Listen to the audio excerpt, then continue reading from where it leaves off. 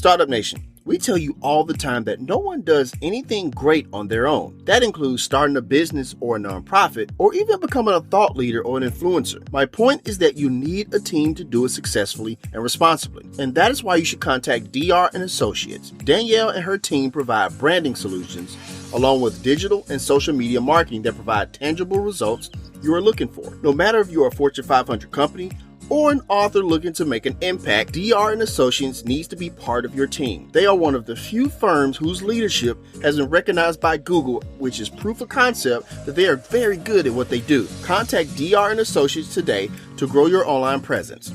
The number is 615-933-3681, or you can visit their website at drandassociates.com. Also, make sure you follow their Facebook page as well. DR & Associates, providing real clients with real results. This week on The Startup Life. You have entrepreneurs that come in and say, all right, part of our transportation problem or warehousing problem may be an IT problem, and it's a solution that they can provide.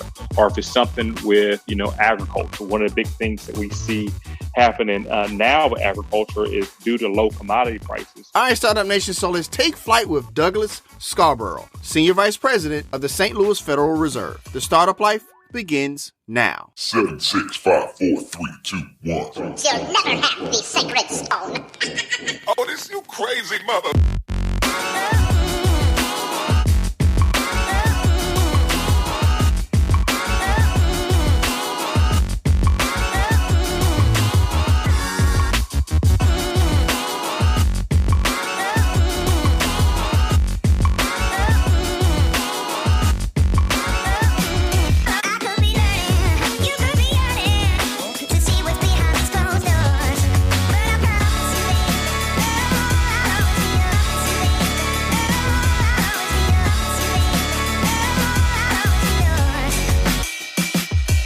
The Startup Life is brought to you by Target.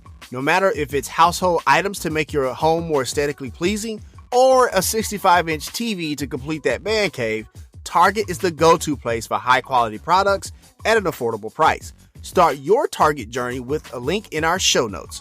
Target.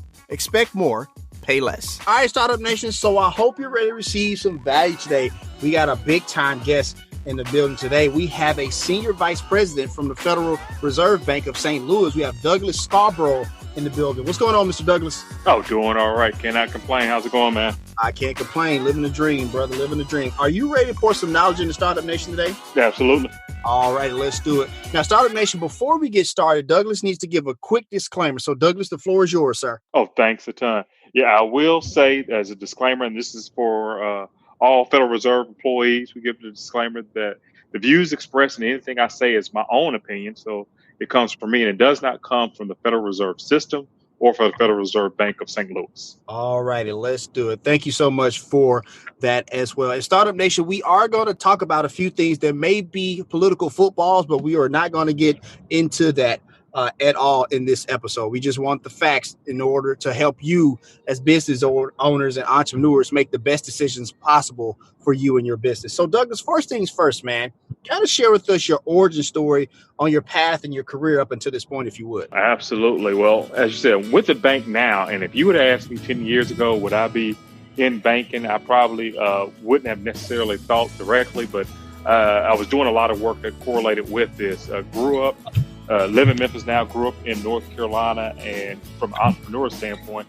actually my grandfather and my father, grandfather was a farmer, father was a dentist, so they both, ran, had their own businesses, something I always looked up to, and was interested in. But then actually when it came to me and my education, I was looking at different areas, thought about working in government for a while, thought about actually working in healthcare and medicine. So I did kind of a very assortment of degrees that I thought and actually has led me to being able to have insight into the economy, but also insight into a number of how things work. So I actually went to Morehouse College for undergrad down in Atlanta and did a political science degree there, did an MBA, then went on to do a doctorate in higher and adult education. Was thinking it's not really like structures and systems. And I like the way you describe it as an entrepreneur of, going about solving problems, not necessarily always being an independent business owner. So I always liked systems and solving problems in systems. So I thought I was going to work in higher and adult ed,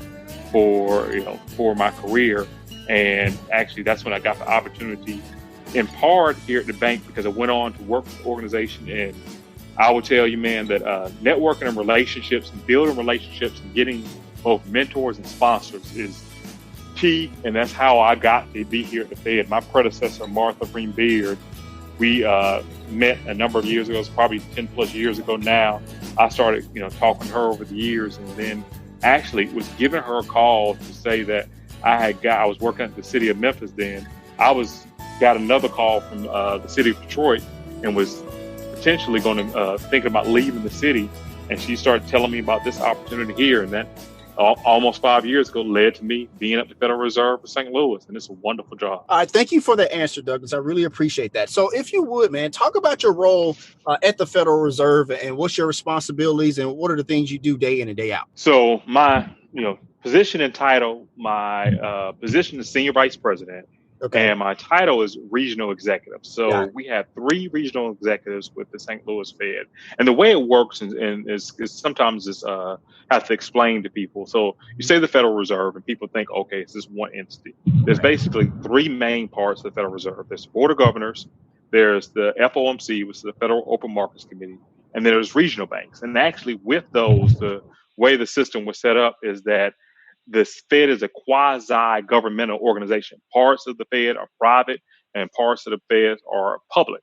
And the regional banks, actually, majority of the employees there, myself is included, are private. So in that role, the thing I'm doing with the Federal Reserve Bank and serving with the Memphis zone of the Federal Reserve Bank of St. Louis is exchanging economic information. So then that way it helps with setting monetary policy, but then also performs an outreach function for the bank. So, most people, when they hear the Fed, they think about interest rates. And that is one of the big roles we do is set monetary policy. Our president, CEO, Jim Bullard, is on the FOMC, and he represents us there. And what happens is the way he gets a lot of statistical information. They have a lot of models and the like. But then also some of the work I do, I have counterparts in Little Rock and Louisville. We have economists that are gathering information. We gather a lot of anecdotal information. In addition to that, we actually even have a board. I have a board of about 7 people that's here in Memphis. We also have that in Little Rock and Louisville. Also, we have a larger board in St. Louis. They give us information. They come in and give us reports 8 times a year. So we're gathering all the statistical information and putting it with the anecdotal information and then being able to set monetary policy. And then from an outreach standpoint, one of the things that we realized probably about 15 years ago, when there was a change in some of the banking regulations, we didn't have as much. We had cash functions that were operating, but you wanted to keep outreach and keep contact with people. You started this kind of regional executive role where it found it very important to build relationships and be able to get that information. Both we're giving information, we're also gathering information. And that's something we started, like I said, about 15 years ago. It's kind of effort called branching out that allowed us to be able to use the branches more as a forward-facing piece of community as opposed to just, a handling of cash and then serving that discount window function. Absolutely. Thank you for sharing all of that. And one of the things I'm hearing, over and over again in this conversation, Startup Nation, is the building of relationships. No matter if you're an entrepreneur or if you work at the Federal Reserve Bank, clearly building relationships is super important. So I wanted to kind of chime in with that really quickly. So you was actually at an engagement just today. Can you share with us about that a little bit? Oh, absolutely. So we do a number of things. I'll go out. I make speeches on a regular basis. We'll bring economists in because one of the things the reasons I like the Fed is that it's a multifaceted organization. One part is our research department, and they actually operate like a research department at a university. So they have about 25 to 30 PhD economists there. We have some that are regional economists, and what they do is not only are they writing papers and they're writing things, blog posts, and they write things from PhD level all the way to layman's level, so everybody can understand. We also do a number of talks. So today with the Memphis Regional Chamber, we had Chuck Gaskin, who's a regional economist, and he came in and he was giving insights about what nationally things look like so far as the economy, looking at inflation, looking at interest rates and the like, but then also specific to Memphis, because it was a Memphis audience, and looking at, where some of our growth is, where we're missing out on some growth, and then even, kind of some things that we can do in some comparison between us and other cities of what our economic picture looks like, and some things that, if changed, could make our economic picture a little bit better. Absolutely. Now, real quick follow-up question before we move forward, because I'm always of the belief that, when there's opportunities, places that entrepreneurs can take advantage of. So you just mentioned that there are some places where there's some opportunity. Can you kind of share with that a little bit as far as from an economic standpoint? Yeah, absolutely. So if you look at one of the things that Chuck did today that I thought was really key and really insightful is that he split out because you talk about GDP, or gross domestic product. Right. That's just basically, if you're looking at a basket of goods and services, and then he split it out for the particular sectors, and then said the ones, and he gave actually the 5 sectors where Memphis is underperforming the national average, and that's looking at it over a period of time. And those sectors were, transportation and warehousing, which obviously, we do a lot of, transportation. That's why we have, all the intersecting of railroads and the airports and the barge traffic and the like. So that's obviously huge for us here. So if we're underperforming in that area, that means a lot for our economy. But also sectors of professional services, government, agriculture, and healthcare. And all of those, and the difference from the U.S. growth rates, what we're looking at, to where Memphis is performing, is slightly below. And by it being slightly below, those are all areas, whether it's, you have entrepreneurs that come in and say, all right, part of our transportation problem, or warehousing problem, maybe an IT problem, and it's a solution that they can provide. Or if it's something with, agriculture, one of the big things that we see happening now with agriculture is, due to low commodity prices, you see a lot of farmers that were older farmers, have a good amount of equity. They're starting to get out of their farms now. So it may be something that an entrepreneur there come in, and, like, for instance, we had a newer company for the Memphis area, Indigo Ag, that's coming in, and they've been able to locate here and do a lot of work. And then healthcare. Obviously, there's a lot of, growth in the healthcare sector. In 2018, it actually became the industry that has the most employees in the United States are in healthcare. So now, most areas I go to and I look at and see who's the top employers, healthcare is going to be one of those. And that's, due in part to us having an aging population that's, people are continuing to live longer and longer, and going to need that healthcare more and more. So if entrepreneurs are thinking about, like, where's the areas that I can start to research and build a business that can have a potential for growth, I would say in one of those 5 areas. Absolutely. Absolutely. Thank you for sharing that. And so I hope you caught that startup nation. There's definitely some areas that you can probably key in on if you're looking for a path to entrepreneurship, or if you're already in those spaces, maybe one you can have some confidence that you may be in the right space of what you're doing. So Douglas, I appreciate all of that for sure. And they can go on and make it easy for them on stlouisfed.org, go to our research page, and then Chuck Gaskin and actually the presentation he gave today is on the website, and they can click on that and find the information directly there and see that and more information. Absolutely. And Startup Nation, you can find that link to that website there in the show notes for easy access. Just click on it and go right to it. So I appreciate you sharing that, Douglas. So I want to ask you this, man, because late last year, we started hearing this phrase called inverted yield curve. Now, granted, most of us are not economists, so we don't know what that means. But we do know what people were saying that it kind of yields, which is a recession. And that's a word that we're all very familiar with. So if you would, in very layman's terms, what is the inverted yield curve? What does it indicate? Just kind of break that down for us, if you would. Yeah, it's funny because absolutely most of the time you say inverted yield curve, and all people know is get nervous, get scared. Right. It is not, I would say, correlation, definitely not causation. That's, you'll see that a lot when you're looking at statistics and things in economics, where basically what is, you have treasuries that are being sold. And the most popular one you're going to see is the 10-year price for treasuries being sold, 2-year price. And then you're going to look at the price or the interest rate that they're being sold for. When you have a treasury that's being sold at 10 years, you want somebody's holding your money for that period of time. Mm-hmm. So if somebody's holding your money for a longer period of time, you want that treasury. I want to get paid more. So if I'm loaning you some money, Right. and I'm doing it for 10 years, I want to get, a good interest rate because a lot can happen at that time. Whereas if I'm looking at 2 months, it's less.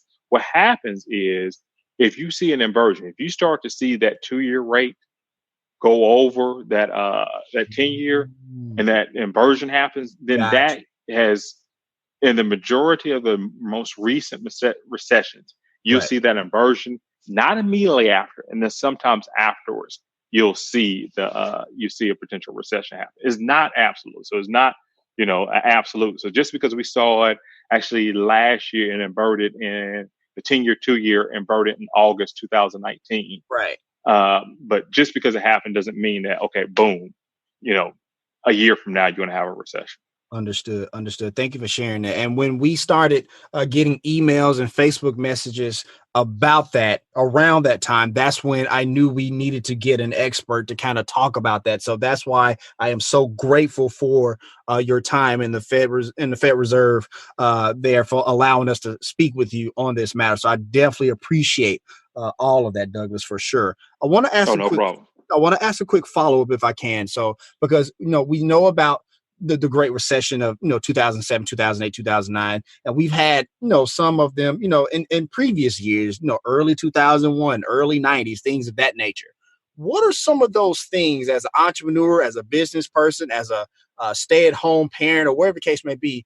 What are some of those things that we learn from those periods that we can take into the future to kind of the whole know better, you do better type of notion? What are some of those things we learn from those recessions, in your opinion? I think you can learn, this is part of the Fed wanting to be more transparent. I hear that. That's what we're looking to do. Is that what happens with a recession is the period right before recession. So you look at the chart, you're going to see a ramp up in the economy and economic factors like GDP.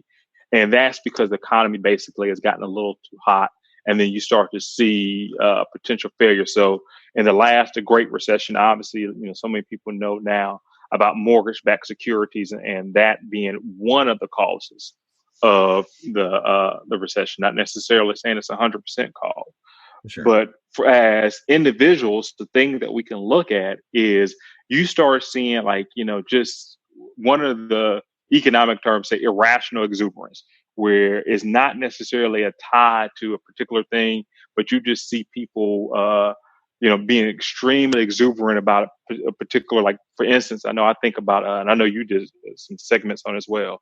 Think about with Bitcoin, where Right. it wasn't necessarily tied to Bitcoin being very different from blockchain, but Bitcoin wasn't necessarily tied to a particular thing that was moving. It wasn't like, okay, China is producing, some new product, so that's pushing the market. Or somebody has, say we have tariffs now, and that's restricting trade with a certain company, so that makes the cost of a good here in the U.S. more. It wasn't necessarily tied to something except for people's feelings about it. So it's that irrational exuberance that happens, makes the market really hot, and then that is what you usually see before you have a recession.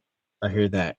Thank you for sharing all of that. I want to switch gears, just a little bit, because I want to ask you this, because, here in the United States, we're having a bit of a demographic shift, you will, for starters. And it depends on who you talk to or whatever the case may be, that the people that, that are the majority are may not be the majority, because we have, a influx of immigrants moving into the country and stuff like that. They may not be the majority anymore by 2040, 2050, according to the U.S. Census Bureau and things of that nature. Is there any economic indicators that may change with those demographic changes, in your opinion? Obviously so. Mm-hmm. Talked about healthcare before. So, basically the simplest way I've heard it is the graying and browning of America. So America, as our population has started in the last couple of years, I saw some change in that, but the trend over time is definitely that our population, I think they said by 2040, the number of people that are over 65 is going to increase by 7 percentage points or something. But then also you're having a much more diverse America, and that's racially diverse America. We had a business demographer economist come in from UNC Chapel Hill. One of the things that he talked about was the replacement rate. And it's, it's easy enough to look at, where you can see, I think it was 2.0 is the number, but you look at the amount to people to births, and you can look at certain races, and you see if you're not over that 2.0 ratio, and I think that in the model that he showed, Latino women were the only one that were over it, you're not producing a future generation fast enough to replace the past generation. So then that way you're going to see a change in demographics. Gotcha. And that's just, it's just basic numbers. It is what it is. Right. Exactly. Right. And I know, once again, some of these can be seen as political topics, but that's not what we're here for today. We just want the basic numbers, just like Douglas said. So I appreciate you sharing that as well. But on top of demographics, Douglas, we're also seeing how automation is kind of playing a role into our economy and things of that nature. What is kind of your perspective on the way things are going as far as like jobs being automated, different functions of our society being automated? Kind of give your kind of commentary on that a little bit as well, if you would. That's another one that's I feel like is almost trigger. I wouldn't say knee-jerk reaction, but it is one that causes concern with people, because your concern is, hey, automation's coming. Is it going to get rid of my job? We actually had a paper that was done. There's another one that's available, and we can give the link in the notes, that was done last year by one of our economists. I think it was Soo King Hong.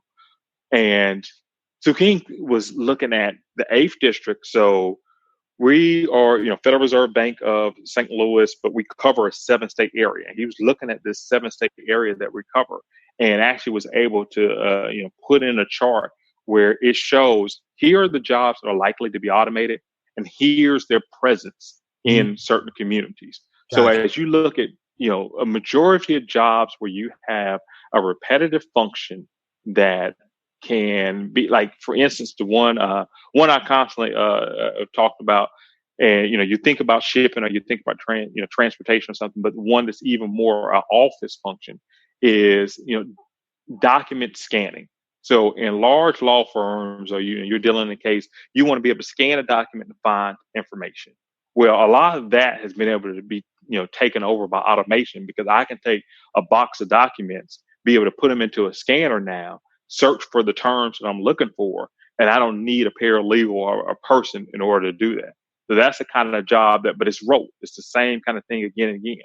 Now, the kind of job that won't be automated, and one that we've actually seen a lot of growth in, and we continue to see a lot of growth in Memphis, is professional business services. And that's saying, you take the same business, you take the same law firm, and not a person that's just scanning a document trying to find, terms or something, but it's somebody that's putting a case together, or somebody that's creating a legal strategy.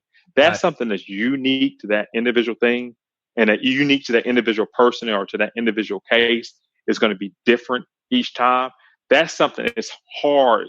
I'm not saying it can't be automated. It's hard to automate that. Absolutely. And that's going to be, the skill sets of that person. Is why it's extremely important for, all workers, especially entrepreneurs, to constantly getting new skill sets and constantly learning.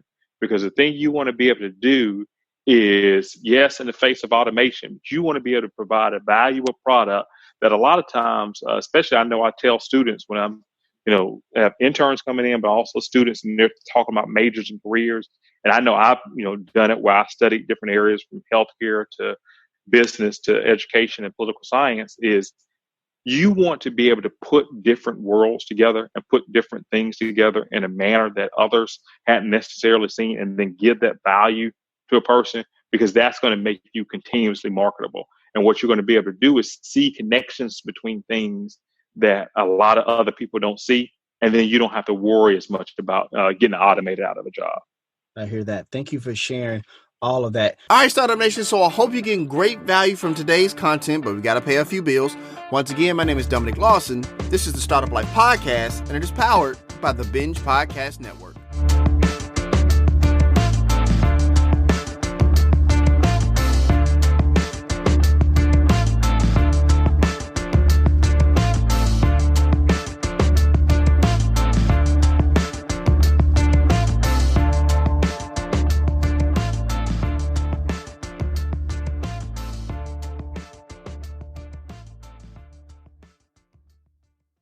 Startup Nation, Kenda and I, along with our daughter Zoe, have this thing called Target Fridays if she's had a good week at school. We stop by the snack bar for popcorn and mermaid ices. Startup Nation, don't judge me until you've tried them. Those ices are really good. Anyways, we then head over to the toy section so my daughter can add to her LOL doll collection. My daughter is a pretty good student, so you can imagine that we have spent a small fortune on LOL dolls. However, I can take solace in the fact that Target makes it affordable to buy those LOL dolls and anything else we need as a family. That's because Target believes you deserve quality at an affordable price. And when you're entrepreneurs like us, that's extremely important. But great deals and quality products are not exclusive to the brick and mortar version of the retail store. Target.com has even more exclusive deals that you can appreciate. And when you spend over $35, shipping is free. And I know we all love free shipping. We love to purchase the amazing kids clothes for Zoe from the exclusive to Target Cat and Jack line when we go online. So the next time you listen to the show and you are reminded that you need something for your home, start your Target journey with the link in our show notes, where you can expect more and pay less. Startup Nation, once again, we're talking to Douglas Scarboro, Senior Vice President at the Federal Reserve Bank here in Memphis, Tennessee. I just want to say once again, thank you for your time, brother. You're really giving some valuable information that our audience can definitely use for sure. I want to ask for sure. I want to ask this really quickly because, we are in an election cycle and it's going to be a hot topic. And I just want to know what those indicators are. One of those things is the minimum wage, $15 an hour. Should it be, should it not be, this and that and the other. And I'm not really looking for, like I said, an opinion as far as where there should be or where there should be not, or wherever the case may be. But I just want to know, what are some of those indicators that goes into making that decision? Not only should it be raised, but what that amount should be? Well, a lot of it is looking at what the level or that median wage income is for your community. And it's going to be different from different areas. St. Louis is probably going to look different than Memphis. And, especially in your larger areas where you have a different population, say, New York or Atlanta is going to look different than it's going to look for Memphis. But the thought pattern and what goes into that is that usually, because, in any city, anywhere, there's a lot more private firms than, even if it's a publicly traded firms, than it is a government firm. So, you can have some where they try to come in and legislate and say, all right, we need to increase this minimum wage. But the thing that goes into it for a business, and, this is interesting because you ask it, right after this automation question is, all right, yeah, I can go and increase, say the, current median income, medium wage level is $11. And you want to, I know about the push for 15. You want to increase it to 15. Whereas independent businesses are going to look at that and say, all right, say that is legislated in. If they're going to do business with the city, they have to get that up to $15 an hour. They'll do that, but then they have to look at where in their business, if they're not producing additional income, where that's going to come from. And a lot of times that comes from workers. The kind of best example I've heard people talk about and seen directly, especially I've seen it. It's funny, actually, more in probably rural areas than I have in urban areas. Is you go into a McDonald's. Right. And I see, and it's, when I'm traveling around the district, you see some McDonald's now that have the automated tellers, right? And that they have, instead of having a person to go to, well, that is, you look at it and you say, all right, that person is probably making minimum wage. That is working the cashier there. Right. If you can go and automate that and have that just be at a terminal, that's something I'm going to think about, because almost majority of businesses, about, a large percent, 70 to, say 60 to 70% of their cost is going to be in wages and in personnel. Right. So if that increases, you're going to have to figure out something. Either you're going to have to make more money, or you're going to have to have less people, or, you have to balance that equation some kind of way. Got you. Thank you for sharing all of that for sure. And Startup Nation, I hope you're getting, a lot of value. Like I said, we wanted to kind of take away the commentary, take away any political footballs or whatever the case may be, and just present you with hard facts when it comes to the economics of the country, maybe here in Memphis as well, but more so when it comes to your business and as you navigate forward on your path to entrepreneurship. Douglas, if you would, man, just kind of share with you, you talked about the Fed wanting to be transparent about being out, using that, being doing outreach and providing resources. Kind of talk about just a few more of those resources that the Fed offer for entrepreneurs to take advantage of, or just people who just want to stay up to date on economic trends at a micro level? Oh, absolutely. One that I, always talk about, or try to always talk about in my speeches, and we actually house in the St. Louis Fed, but it's actually known, not only nationally but worldwide, is FRED. It's our Federal Reserve Economic Data, and that is an amalgamation. I know you talk about indicators and things that people look at and that they want to monitor on a regular basis. Right. The FRED is it's absolutely free. Number one, but it's on. You can go to it on a web page. You can go to it on your phone. You can download the app, and it's all kind of data and statistics and information. There's I know now over 80, 85 sources, over 500 volumes of information. A source would be like the Bureau of Labor Statistics or the FBI, and they are providing government information and data. We go get that information, but there's also private data and information on there as well. And if you want to see information about Memphis unemployment, you can download the FRED app. You can go onto our webpage, type in, go to the FRED on the computer. You type in Memphis unemployment. Not only is it going to give you that number, it's going to give you charts. It's going to allow you to download those charts really easy, but also it's going to give you a number of related charts and graphs as well. So it may give you, unemployment for counties that surrounding Memphis. It may give you some other numbers as well. That's one really good source. Also, I would say, a lot of the information on our website, because we legitimately do information and we try to subject it out for different audiences. Like we have a journal that is for people like, PhD economists that are looking for economic theory.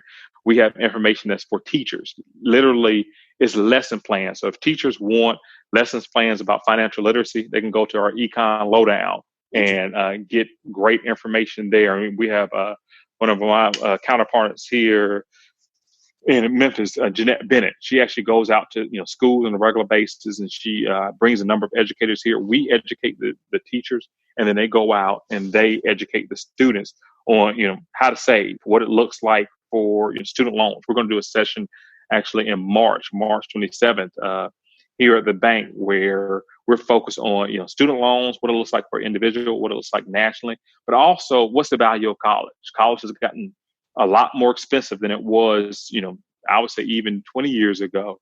And what's the value of college? We're going to have economists come in and talk about that. We have another, as well as if you go out on the event section of our page here in the Memphis area, but also in St. Louis. And, if people anywhere across the zone, if they want to attend, they can go to, events like one we're going to have this Friday is a breakfast with the Fed that we do in conjunction with our board meetings when we have an economist come in. And we have somebody that's going to come in, talk about the U.S. economy, and in conjunction with trade balances. So we do, a number of things like that. One, last I mentioned is Sure. On a community development standpoint. This one has been really popular, and it's called Investment Connection. Okay. And it's done through our community development arm, which a lot of people or some people don't know that the Fed has. We're specifically looking at community reinvestment acts, or CRA eligible entities. And the CRA is basically if you have a bank that's operating in your community, if they want to get CRA credit, then they're investing in the areas that they work in. And this works really well for, especially a lot of nonprofits. They are looking to get connected with entities that are looking to fund them. And what happens is we actually do an investment connection a couple of times a year, or several times a year throughout the zone, a couple of times here in the Memphis area, where we'll match and we'll have nonprofits pitching to banks, pitching to investors that are looking for CRA credit, and basically giving them projects, that they can then go and invest in and be able to get that CRA credit. It does, a couple things really well, where we act as we're just a convener for it. It allows that nonprofit to be able to get funding for their critical needs, but also it allows the banks to be able to get that CRA credit that allows them to be able to go and expand as they need to expand to be able to provide more and better services for the community. Gotcha. Thank you for sharing that. So, Douglas, I want to ask you this, man. I saw a picture of, of your wife and kids and stuff like that. If I were to ask your adorable kids what dad does for a living, in their words, what would they tell me? Especially my youngest, it was the funniest thing in the world. This is probably 2 or 3 years ago. Okay. He said, like that, he said, I want to do money. So so he would say, Daddy does money. Gotcha. Fair enough.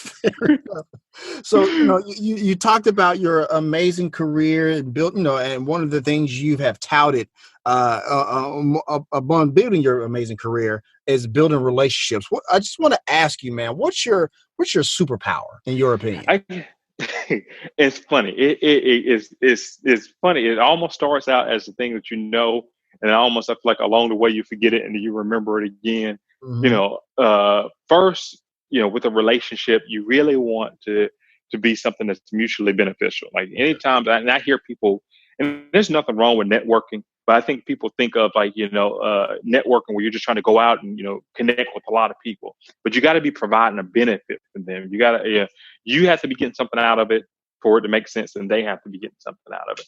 Right. And the second part of it, like I said, you kind of start out with, I almost feel like, on the playground when you're a kid, and it goes back to it now, is can I just get along with you? Do I want you? Like, I think about the thing where they're, when kids are picking each other for a team. Do I think somebody's going to be, a value to me? And do I want to work with them? Because sometimes people may be, well connected. They may be, really smart, but you just can't stand to be around them. And the thing I've realized from relationship building, it doesn't work. In the long run, it doesn't work. You need to want to, interact with this person. You need to want to, work with them and build something with them. And this is a person that, grates your nerves, it's not going to work. I hear that. Thank you for sharing all of that. And before I ask the last question, Douglas, I just want to say thank you so much for your time. Just want to thank your representatives there at the Federal Reserve for allowing us to speak with you as well. You gave us amazing value. You cut through a lot of dead air and nonsense, and you really just, gave us some facts about economic indicators, what to look for, things of that nature. And also you gave us some great resources as well as entrepreneurs that we can go and look to make sure we have all the information we can to do our due diligence and make the correct decision for our business and our career. So I appreciate all of that. And Startup Nation, though, all those links for everything that Douglas talked about is there in the show notes for easy access as well. So Douglas, I'm actually going to turn the microphone over to you, man, because like I said, there's an entrepreneur or somebody who's trying to scale their career or entrepreneur that's trying to move forward in their business and they're feeling a little stuck or they're afraid to get started, man. Give them some words of encouragement. Tell them to keep moving forward if you would. Well, this one, I'll actually get some points from a board I'm on with StartCo and Andre Folks and Eric Matthews over there. I've been working with Eric. Man, amazing people at StartCo. Amazing people. I've seen Eric actually, build from the 48-hour launch up to the point that it is today. And I'll say it's mainly their line. I know it's even in Eric's email. It's never stopped. It's just understanding that, there was some recent data that showed that most successful entrepreneurs, I think they were saying was mid-40s. It's like 43 to 45. So, by no means does that mean that you can't be successful earlier or can't be successful later. But I think what it shows is that, people have ideas, they have thought patterns about wanting to do something, but none of it really, you get better the more you do it, but none of it really matters if you don't get started. You gotta press that idea. You gotta, kind of press past that point of being scared about what potentially can happen, and probably be more scared about if you didn't do this thing, it won't be in the world. It won't be done. So my, statement to the entrepreneur is, start and never stop. I hear that. Thank you so much. And that's going to wrap up this session of the Startup Life. Did you enjoy being on the show, my man? Oh, absolutely. Thanks a ton. No worries. All right, Startup Nation. If you want to let us know what you think about our show, have an idea for a show topic, or would like to advertise on our show, send us a message on the Startup Life Podcast Facebook page. And while you are there, like and follow our page as well. It's a great way for us to engage with you, Startup Nation, and really grow our community. The link is there in the show notes. Subscribe to the show as it can be heard on Apple Podcasts, Google Play, Stitcher Radio, Spotify, or even on your Facebook timeline or any other platform you like to get your podcast. If you are listening on Apple Podcasts and you find our content valuable, please give us a 5-star rating, as it will help us climb the charts and help more people find our show. You can also listen to the show on the Startup Life Podcast new website. There you will find the all-new startup blog where I write on many topics that are interesting and helpful to you on your path to entrepreneurship. And hey, if you have an idea, be about that life, the startup life.